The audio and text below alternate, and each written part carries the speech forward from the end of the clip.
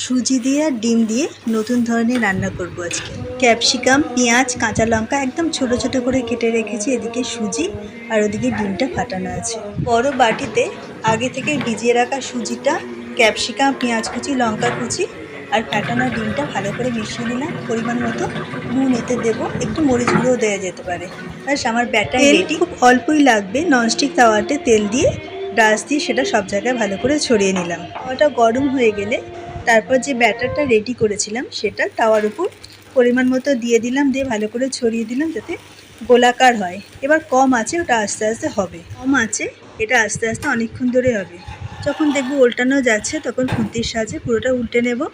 পিঠটা কম আছে, অনেকক্ষণ ধরে হবে। খুন্তি করে একটু চেপে চেপে ধরছি যাতে কাঁচা না থাকে। ব্যাস আমার নতুন রেসিপি রেডি। খেতে কিন্তু সত্যিই ভালো হয়েছে। তোমরা কিন্তু অবশ্যই ট্রাই। কেমন হয়েছে আমাকে জানাতে ভুলো না কিন্তু।